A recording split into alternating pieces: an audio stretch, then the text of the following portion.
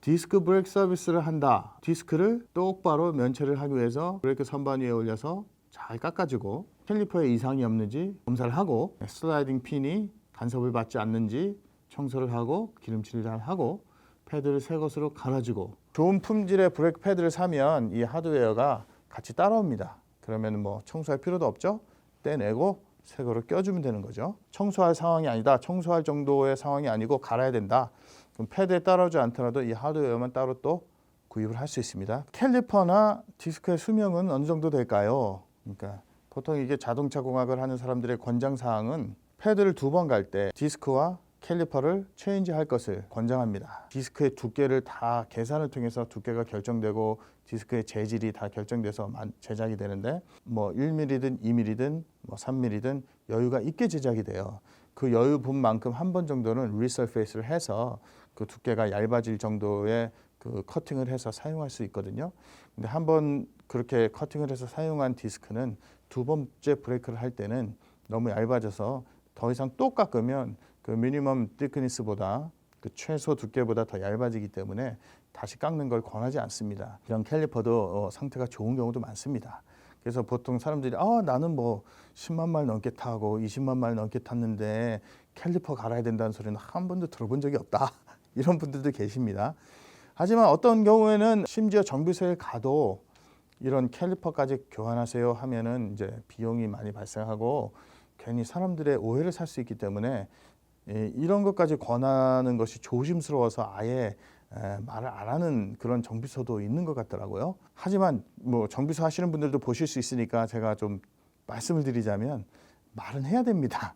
나중에 실컷 브레이크 서비스를 했는데 왜 내가 뭐 한 2,000마일, 3,000마일밖에 안 탔는데 브레이크가 또 떨어? 그 다음에 또 할 말이 없잖아요. 지금까지 얘기한 그 권장 사항이라고 말씀드렸지만 뭐 어떤 부분은 어떤 경우에는 또 오래 쓰는 경우도 있다. 또 어떤 경우에는 그 권장 사항에도 못 맞춰요. 운행 상황이나 운행 조건에 따라서 브레이크의 상태가 많이 달라질 수 있다는 얘기입니다. 브레이크는 우리가 브레이크를 밟으면 그 회전수를 우리가 낮춰줘서 정지시키는 게 아니에요. 막 돌아가고 있는 거를 일부러 센 힘으로 꽉 잡아주는 거예요. 굉장히 터프한 겁니다. 그 브레이크를 밟는다는 게. 조심해서 사용해야 된다는 거죠. 맨날 가다 서다 반복하는 차량과 시원하게 하이웨이를 주로 달리는 차량이 브레이크 상태와 브레이크 수명이 똑같다고 볼 수 없겠죠. 하이웨이를 달릴 때는 멀리 보면서 차들이 좀 정차한다 그러면 엑셀레이터 페달을 떼면서 자연적으로 속도를 줄여주는 그런 요령도 필요합니다. 팍 붙어 다니면서 가까이 팔로우하면서 상대방이 속도가 줄거나 브레이크 밟으면 같이 확 브레이크 밟고 그런 스타일로 운전을 하시면 브레이크가 빨리 닳아지고 문제가 빨리 생기겠죠. 예를 들면 여기서 뭐 가을 단풍 같은 스모키 마운틴이라든지 뭐 갔다 오지 않습니까? 올라갈 땐 문제 없어요. 올라가니까. 내려올 때 문제가 발생하는데 꼬불꼬불하고 내리막길도 경사가 심하고 꼬불꼬불하니까 쭉 내려올 수도 없고 계속 속도를 줄여가면서 내려와야 되는데 계속 브레이크 페달을 밟고 내려오는 사람들이 있습니다. 그러면은 그 산 꼭대기에서 내려올 때까지 브레이크 다 그냥 닳아버립니다. 브레이크 로러 다 휘고 거기 갔다 왔더니 브레이크가 달달달달 거리는 거죠. 네, 그런 경우도 있으면 극단적인 예지만 꼬부라지 내려갈 때는 브레이크 밟고 통과할 때 놓고 밟았다 놨다를 반복해서 사용하시는 그런 요령이 또 필요하겠습니다. 자, 그럼 여러분 여기까지 브레이크 떨림이 왜 발생하고 어떻게 수리를 하고 고쳐야 되는지 설명을 좀 해드렸는데요. 여러분들의 차량이 브레이크 밟을 때 떨린다면 어떻게 해야 될까요? 여러분들이 직접 패드 갈면서 뭐 디스크도 깎고 캘리퍼 루브리케이션도 하고 캘리퍼도 새로 갈고 블리딩도 하고 그래야 될까요? 아니죠. 전문가를 찾아가서 수리를 부탁했는데 이거 해야 됩니다 했을 때 여러분들이 잘 이해하시라고 제가 설명해 드린 겁니다. 일단 브레이크가 떨려서 정비소를 가시면 요령은 아는 척 하시는 건 별로 좋지 않습니다. 브레이크가 떨려서 왔어요. 점검해 주시고 뭘 고쳐야 되는지 또 얼마가 드는지 알고 싶어요. 여기까지가 여러분들의 몫입니다. 브레이크가 떨리는데 로러 깎아야 될 것 같아요. 캘리퍼 갈아야 되나?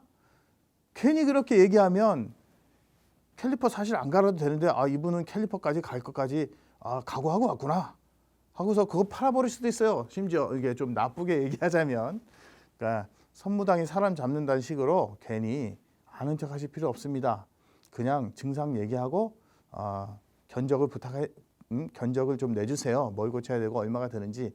그 다음에 정비소에서 뭐 시운전도 해보고 바퀴 떼고 브레이크를 다 빼서 점검해 봤을 때 이건 지금 이 상황은 이것이 문제고 그걸 위해서 뭘 고쳐야 되고 무엇을 교환해야 되고 비용이 얼마 듭니다. 그 설명을 들으시고 이해하시면 되겠습니다. 운전을 부드럽게 해라. 나이스하게 해라. 심하게 하지 마라. 난폭 운전하지 마라. 그겁니다. 출발할 때 확 출발하지 말고 쓸 때 확 쓰지 말고. 다음번 기회 때 브레이크 원리에 대해서 또 많이 설명해 드렸으니까 뭐 쏠림이라든지 밀림이라든지 다른 주제에 관해서 또 마스터 실린더 파워부스터에서 좀 더 구체적인 주제를 설정해서 여러분들께 또 알려드릴 수 있는 기회가 있을 수 있겠습니다. 여러분들께 도움이 조금이라도 되셨다면 구독, 좋아요, 댓글, 알람 설정 부탁드립니다. 네, 그럼 또 좋은 시간 되시길 바라고요. 다시 한번 감사드립니다. 고맙습니다.